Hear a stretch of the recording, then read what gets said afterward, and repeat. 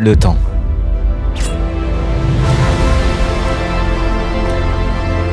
Si vous avez vu la filmographie de Christopher Nolan, vous avez certainement remarqué que son sujet préféré est le temps. Mais dans le cas d'Interstellar, ça va un peu plus loin que ça. Car en effet, ce film vous cache une autre fin. Une fin un peu moins joyeuse qui pourrait prédire ce qui va se passer dans quelques siècles sur Terre.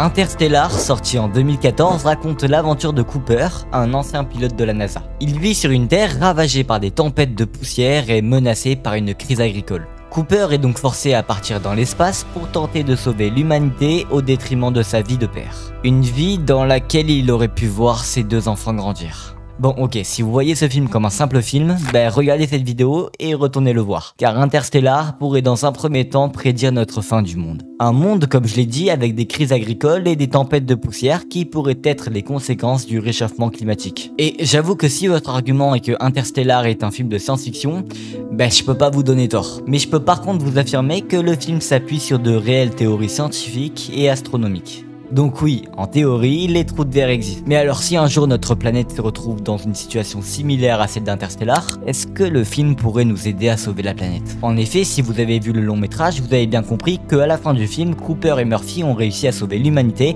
grâce à la 5ème dimension. Vous savez, c'est cette bibliothèque dans le trou noir. Et la première question qu'on pourrait se poser, c'est pourquoi avoir imaginé ce lieu surréaliste dans un film qui a pour but d'être le plus réaliste possible. Lorsque Cooper rentre dans Gargantua, le fameux trou noir du film, il se retrouve à pouvoir interagir avec la 4ème dimension, autrement dit, le temps.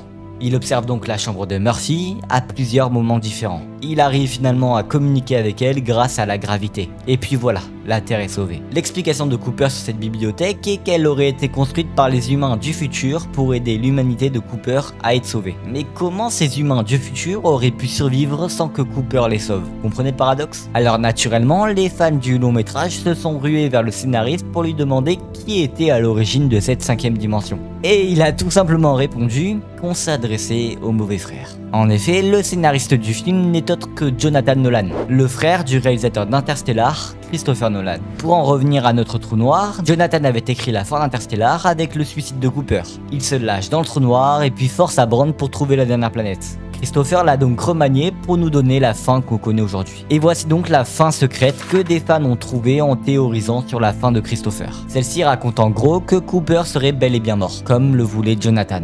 Cependant, peut-être que Christopher voulait illustrer sa mort différemment. Je m'explique. En entrant dans le trou noir, Cooper serait mort et tout ce qui se passe après, donc la 5ème dimension et la station spatiale où sa fille est hospitalisée, tout ça serait une expérience de mort imminente. Le premier argument de cette théorie est que Christopher Nolan n'a pas pour habitude de faire des happy ends. C'est donc pour cela qu'il joue avec nous pour nous faire croire à cette fausse happy end. Le deuxième argument est que le personnage de Matt Damon précise dans le film que la dernière chose qu'on voit avant de mourir, ce sont nos enfants. Et ça collerait bien avec la fin du film, puisque Cooper voit Murphy dans le trou noir, puis dans la station spatiale. Et puis pour le dernier argument, vous n'avez pas remarqué quelque chose de bizarre sur la station spatiale à la toute fin? Cooper se réveille, regarde par la fenêtre et voit un match de baseball. Comme par hasard, il se réveille à côté d'un endroit où il avait l'habitude de mener sa fille. Et puis sa maison a été conservée et elle y renferme Tars, le robot qui l'a aidé pendant qu'il était dans l'espace. C'est pas logique, les scientifiques auraient dû s'intéresser à la machine. Et le plus dérangeant, c'est lorsque Cooper rend visite à Murphy à l'hôpital. La famille de Murphy, qui est donc forcément aussi celle de Cooper, ne le calcule même pas.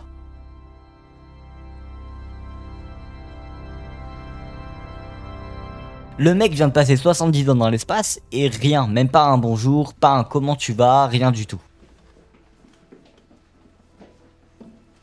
Du coup, si Cooper est mort, cela veut dire que l'humanité n'a pas été sauvée et que le film ne peut pas être utile pour sauver la Terre le jour où elle sera en fin de vie.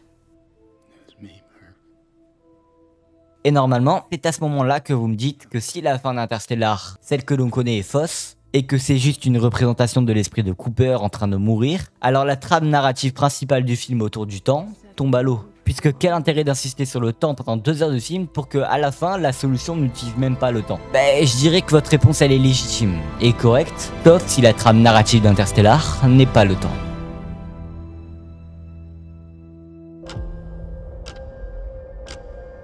Vous vous rappelez de la séquence sur la planète avec les vagues? La fameuse planète où 1 heure passée dessus équivaut à 7 ans passés sur Terre, soit encore en rapport avec le temps. Mais si on creuse un peu, on remarque quelque chose. Cooper est tendu durant la séquence, car chaque seconde passée sur la planète l'empêche de voir sa fille grandir. Alors voilà, si le sujet principal de ce film était en réalité l'amour. L'une des raisons pour lesquelles Cooper ne voulait pas partir, c'est parce qu'il aime ses enfants. Il a peur de ne pas les voir grandir. L'amour est quantifiable mais dépasse les personnages. Cooper est dépassé par l'amour qu'il éprouve pour sa fille et on le voit au début du film juste avant qu'il parte. L'amour qu'il éprouve pour Murphy l'empêche de partir en voyant sa fille triste. Il supplie Murphy de ne pas le laisser partir comme ça. C'est ensuite dans le trou noir qu'il comprend ce qu'est le véritable amour. Celui qu'il éprouve pour sa fille depuis le début. Cet amour était la clé de tout. Sans cet amour, Murphy n'aurait pas dû décoder le morse que son père lui avait envoyé. Murphy a compris que son fantôme était son père, car elle aime son père. La seule personne qui l'avait compris, c'était Brand. Lorsque l'équipe de Cooper avait le choix entre les 2 dernières planètes, Brand voulait aller vers celle dans laquelle l'homme qu'elle aimait se trouvait.